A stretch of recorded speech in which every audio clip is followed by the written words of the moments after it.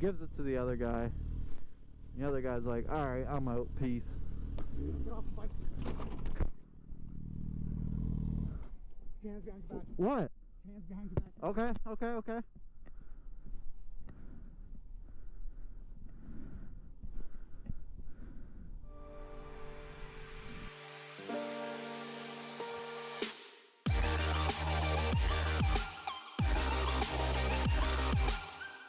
Did that just happen?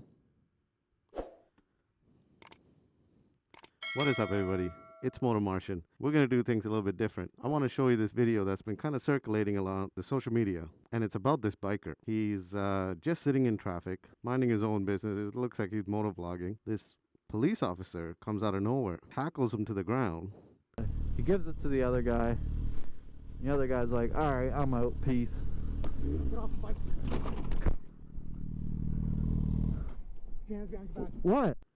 The bike falls over. The cop doesn't identify himself. He doesn't, the flashers aren't on his cruiser. Matter of fact, if you look at the video, he's not even behind the rider. And what amazes me is that this officer could have been anybody. Like this biker could have thought he was getting robbed. Regardless, this officer comes out of nowhere, tackles the guy to the ground, and his justification for doing it is beyond any rational thinking.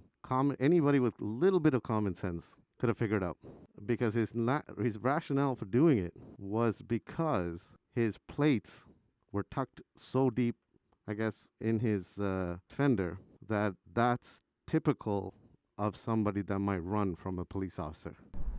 I would have pulled over. So the reason normally we would. Yeah.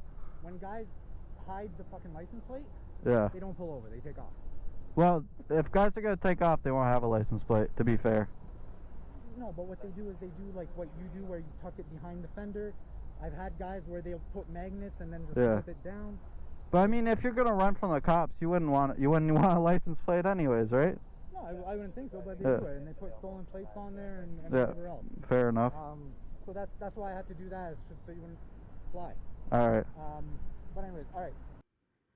So because it's a typical thing, this officer thought that he could do this. In my opinion, this is a clear case of an assault. We live in the world right now where there are more serious things that are happening with police officers and different demographics, where all those serious things are happening. Obviously, this is not on the same scale. But the fact that this officer felt empowered to do this to this rider is scary. There's parts of the video where the officer says, I didn't even tackle you. I didn't mean to drop the bike or something like that. You didn't have to, like, throw me off the bike. I wasn't trying to throw you, I was just trying to hold you so you wouldn't, like, get off the bike. It's an amazing piece of video. And it was all caught on tape. And I have a very good feeling he realizes that it was caught on tape is the reason why his mood changes a little bit. You know, at the end, you can tell he was saying to the rider, let me make this right. And he's seen kind of calling somebody. Yeah, well, I gotta make this right, so what can you do? I don't know, you tell me. I've never had a situation like this. I mean, generally, they pick it up and drive off. I don't know, I'll look into it for you. It's my bad, like, it's my fault. Yeah. Right? So, It's interesting. What do we get out of this? I mean, the rider handled himself, I think, very well. He didn't get angry. I mean, he got a little bit angry, but he didn't overtly get angry. I think he did an amazing job. But if it was me, on the other hand, I think I would have reacted a little bit differently. I think a lot of people might react differently. And, on the social media platforms, everybody's talking about how he should get a lawyer up, sue, and go after the police officer and whatnot. I'm sure that's all going to happen. It's amazing that how he handled himself at that moment. To be honest, he could have gotten really hurt. That bike could have fell on his foot. That tackle was happening. Rider kept it cool.